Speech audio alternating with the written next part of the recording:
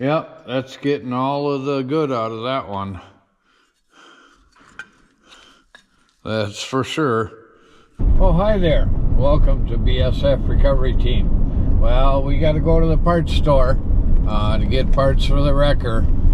So that's what we're doing. We got the whole crew with us. We got Abby and Mara. Hi, guys. And we're headed to the parts store. Now we got to get back and get to work. Okay, we're here. Got what we need. Only $500 later. It's getting a little dark in here. We got some lights out. So we have to assemble our Harbor Freight scaffolding to change some light bulbs.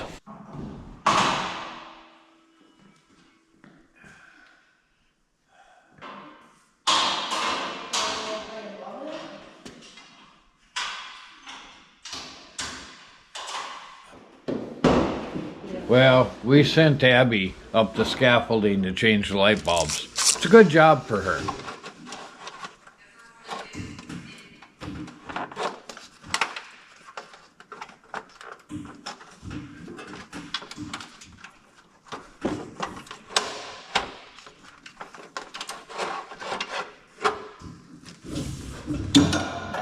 Now that Abby got the light bulbs changed, we can get back to work on the wrecker. Well, this is the last outer shaft I have that's not in a truck.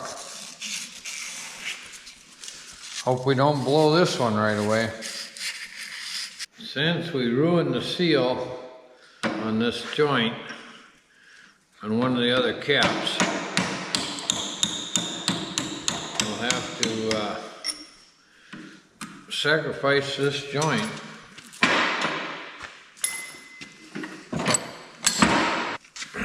Seems like a shame. That's the way it is.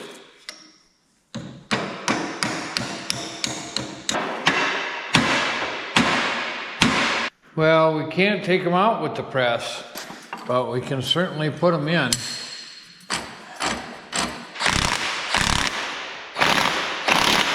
There we go. A new joint, new axle shaft, all greased. Ready to go.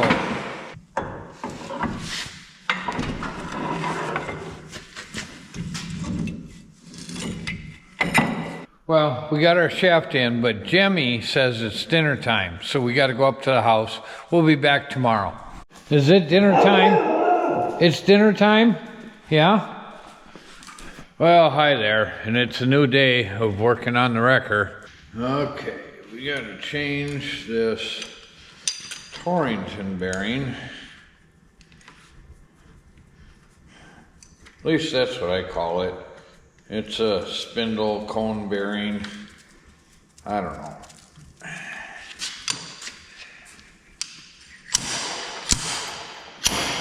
Okay, new Torrington or spindle cone bearing, whatever you want to call it.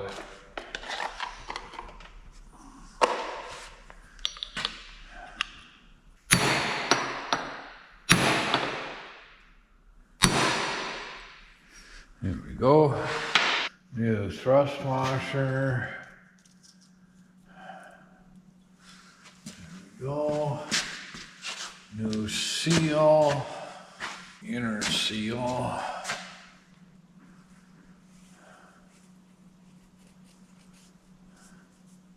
There we go. And plenty of grease. And the spindle cone.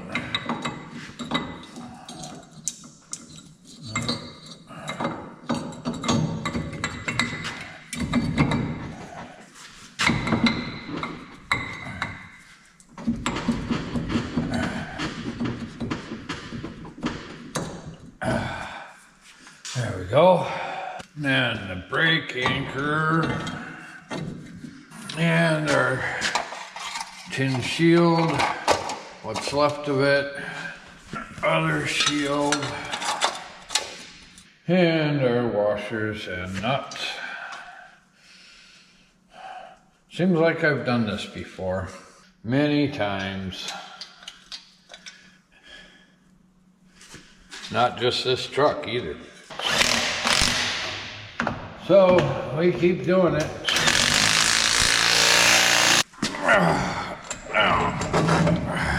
Now, which nut do we put in first? That's right, the one with the pin. And the pin faces out. Then what goes next? That's right, the washer. And it slips over the pin. If it doesn't, no, then what do? You turn it over. If it still doesn't, well, then you got to turn the nut a little bit.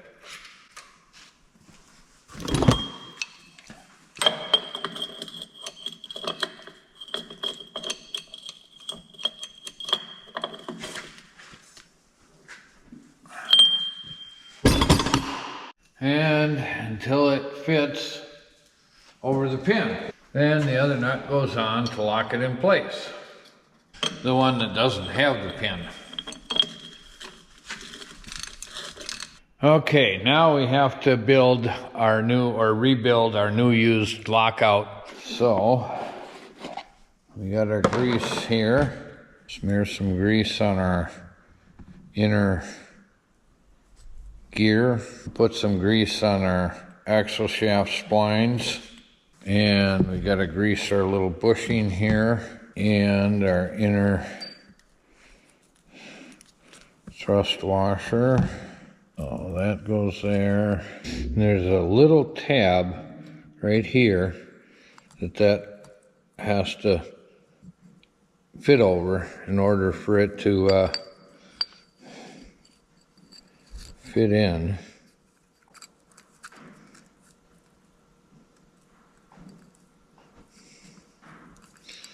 Like that.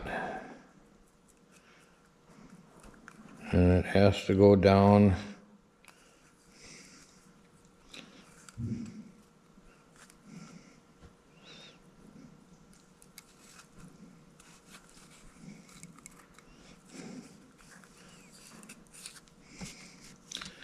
and then this snap ring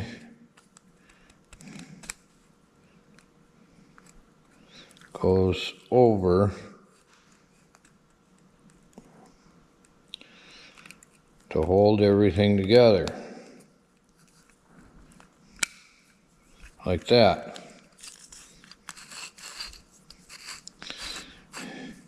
Don't forget to put that plastic washer in there, that wear washer. There we go. And then our spring, and then our outer gear, and then our little screw that holds that gear together.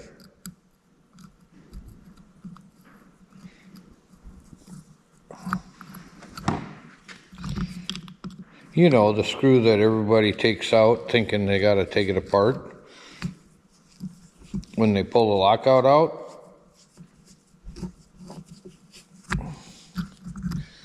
There.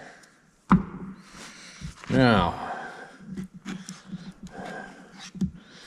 we can put some grease on the outside. Splines.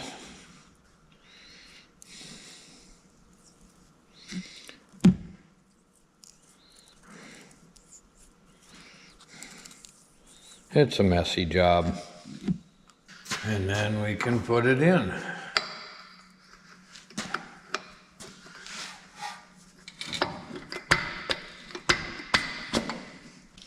Like that. And then a couple of snap rings.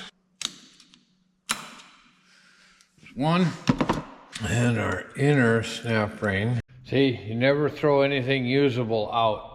That snap ring is on the other end of our shaft, somewhere out in the woods. Then we put on our outside of our hub. Don't forget to dab a little grease on the outside of our bolt heads to keep them from seizing up in the pockets, because they will. Then you have to drill them, which is no fun. So we have four-wheel drive again. Excellent.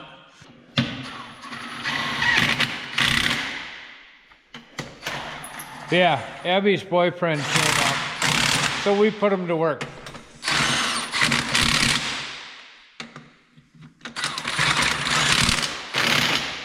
So I want to see if my locker works.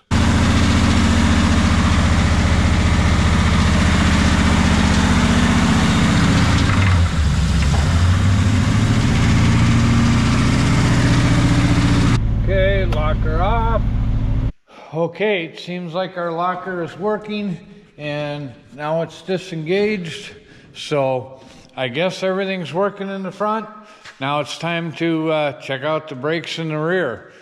Okay, I got a new rotor, brake pads, and a wheel seal because I know that I carved up one rotor. I just hope I got the right rotor. I think so. I hope it's the right rotor for the disc brake conversion on the dual rear wheels. So I got a brake rotor for the dual rear wheels on a newer GM. I think it's the right one. I don't know. We'll see. Gotta take these off.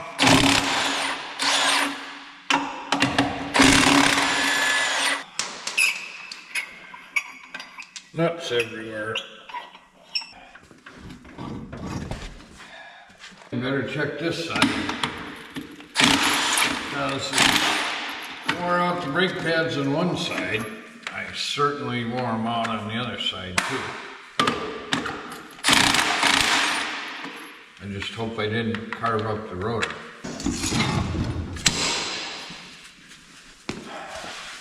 Okay, now we have to take the adapters off.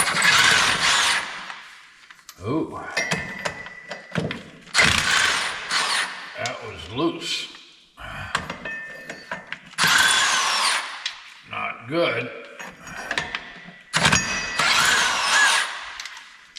I'll have to talk to Brandon about that. That was loose.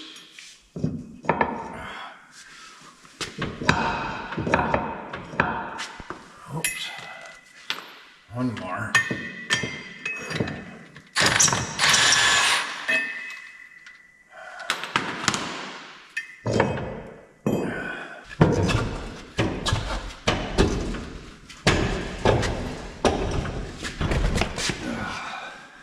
Our rotor is all ground up, but our rear brakes are working a little bit. Now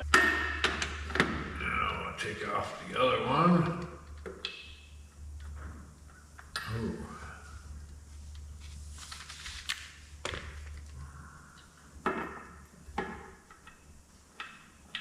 Different size nuts. Yep, they're 13/16.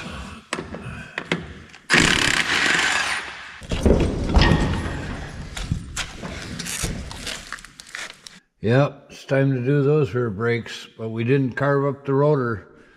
Almost. Looks like I waited just a little too long on the other side. We'll do the easy side first. The side we don't have to change the rotor to, or on.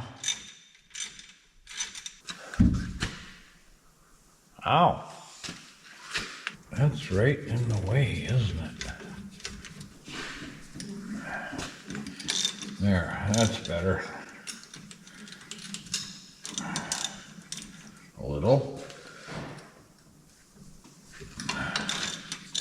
There we go. Yep, that's getting all of the good out of that one. That's for sure. Now, we'll push the caliper back. Hopefully it doesn't leak. There we go. Now, if this were an on-the-road vehicle, you would see me change the hardware in this, like the O-rings inside here, and the clip that holds the brake pad in, and all of that stuff. But this is an on-road vehicle. I just need the brakes to function, and they will function with all of that stuff the way it is.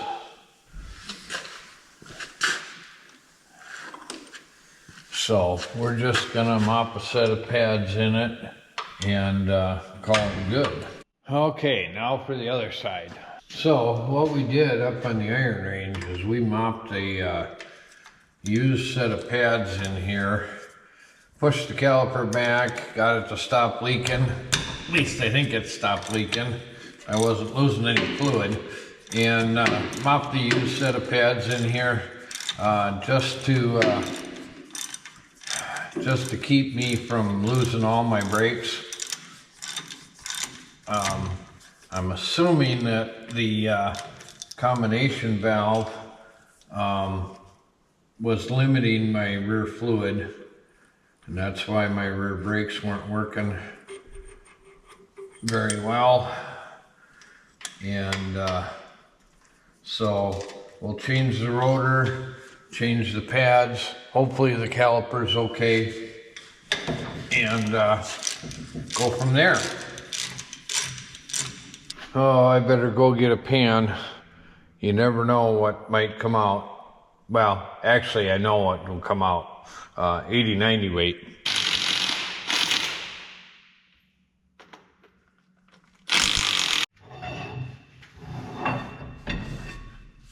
If you've never had one of these apart, you have a snap ring in here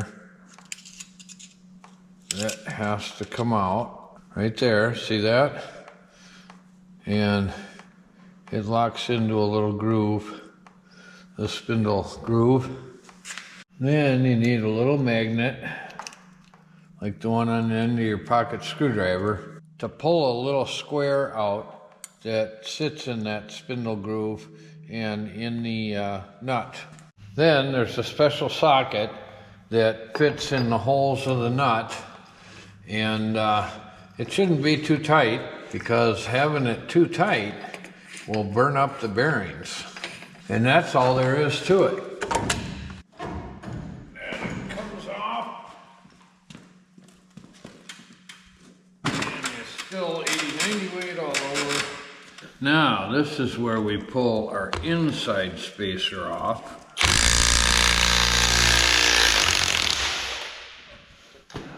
That hasn't been off for a long time.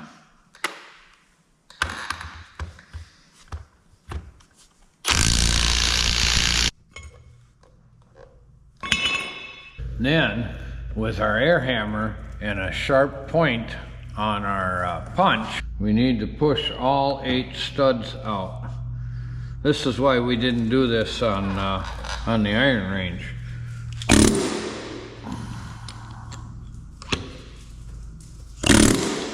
And that's how we separate the rotor from the hub. Okay, now let's see if we guessed right on the rotor.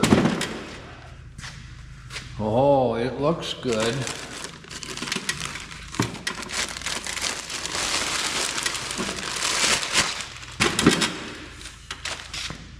I think so.